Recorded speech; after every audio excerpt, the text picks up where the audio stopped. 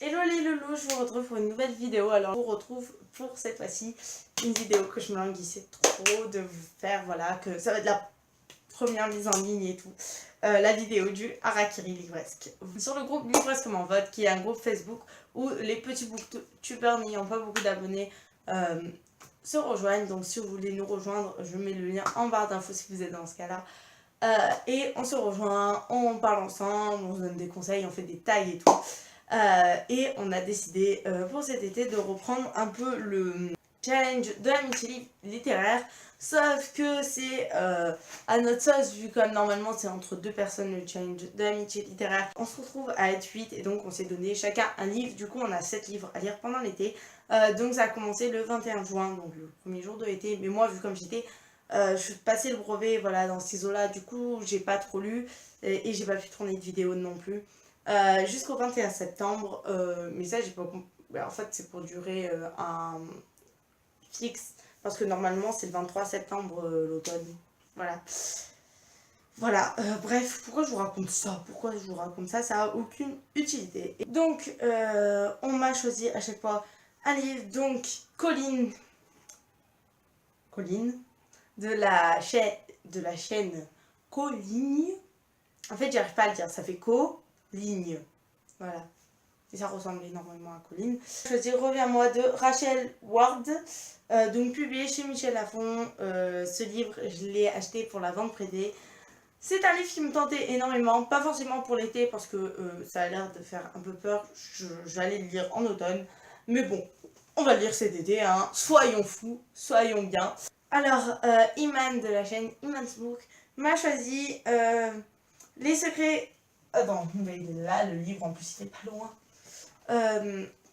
L'alchimiste, Les secrets de l'immortel, Nicolas Flamel, donc publié chez Pocket Journal de Michael Scott. Ce livre, je l'ai déjà lu, il est juste méga super bien. C'est une relecture que je veux me faire. Dès que j'aurai fini ce tome-ci, je m'achèterai le tome suivant. Puis, voyez, cette saga était juste trop bien. Voilà, je me languis de me replonger dedans. Trop, voilà. Et c'est pour ça que je suis trop contente en fait du livre qu'elle a choisi. Alors Camille de la chaîne La Plume de Phoenix, qui est aussi la créatrice de Livresque comme votre, a choisi pour tous ceux qui suivent La Plume de Phoenix. Vous allez deviner rapidement. Donc Camille m'a choisi Cyrano de Bergerac de Edmond Rostand, donc publié ici chez Pocket. C'est son livre préféré de tous les temps, Cyrano de Bergerac. Et il faut savoir qu'au Puy du Fou, Cyrano est pour moi juste le personnage que je préfère. C'est une pièce de théâtre. Et Cyrano, je me languis trop de le lire. Voilà, en plus c'est son livre préféré, je sais que ça va me plaire. Voilà, c'est vraiment une lecture qui me languit énormément, que je suis trop contente qu'elle m'ait choisi celui-là. Alors là, en fait, je suis pas sûre si je dois le compter dedans ou pas, en fait. Parce qu'en fait, Camille, en pénitence de ne pas avoir lu Cyrano de Bergerac, m'a mis Le Seigneur des Anneaux. La communauté de l'anneau, de J.R.R. Tolkien. Donc publié chez Folio Junior. De toute manière, je comptais le lire là, cet été sûrement. Mais le truc, en fait, c'est que je sais pas, en fait, si c'est pour rire qu'elle a dit ça ou pas. Non, mais de toute manière, je comptais le lire cet été, donc voilà. Il fait un peu chaud quand même, je trouve ici. Le truc, c'est que si j'ouvre les fenêtres, la porte elle claque. Madeline, de la chaîne Madeline Book Diary, m'a choisi La Belle et la Bête. M'a choisi La Belle et la Bête, donc de Madame le Prince de Beaumont, publié chez Bébé au collège. Donc voilà, elle m'a choisi La Belle et la Bête. Ah là là, moi je l'aime bien, hein, les gens qui me choisissent des livres que j'aime énormément. Forcément, je les aime bien, voilà.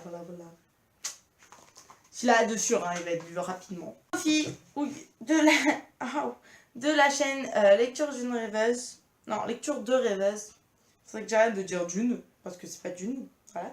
M'a choisi Love Letter to the Dead d'Ava Delera, publié chez Michel Lafon-Poche. Voilà, ce livre, je me languissais de le lire. Alors, Zoé, de la chaîne Bulle de mots, m'a choisi Les Chasseurs d'âmes, donc tome 1, destiné de Alissa Noël, donc que j'avais pris aussi à la vente privée Michel Lafon.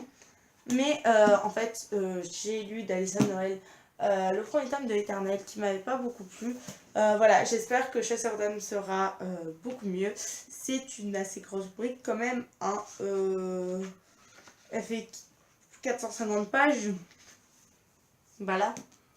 mais les couvertures sont juste magnifiques. Et puis Zoé donc a dit qu'elle avait aimé ce livre, donc forcément, voilà, ça me donne envie de le lire. Et pour finir, Marjolaine de la chaîne My Wonderful Universe, voilà, je l'ai dit comme il faut, enfin à peu près, voilà, m'a choisi Le Charme vagabonde de Stéphanie Meyer. Oh, ça brille, regardez au soleil, ça fait des reflets, c'est joli, voilà. Donc publié chez J.C. Lattès. Les Hommes vagabondes, j'avais lu j'avais lu le film, j'allais dire. J'avais vu le film qui était juste super. Voilà, je vous remercie les filles pour m'avoir donné ces livres à lire que, en fait, pour la plupart, je suis trop contente de lire. En fait, pour la plupart. Non, pour tous, je suis trop contente de lire. Voilà. Je suis trop contente de devoir les lire cet été. J'espère aussi sur le Harakiri Livresque. À vous qui me regardez, je vous dis d'aller voir les chaînes de mes amis de Livresque m'en vote qui sont juste super. Voilà. J'ai un peu la voix qui déraille encore. Hein. Voilà. C'est des livres que vraiment j'avais envie de lire. Donc je suis super contente. Je vous remercie 1000 fois. Bonne chance pour le Harakiri Livresque. Et moi je vous dis à la prochaine et loulou. Ciao.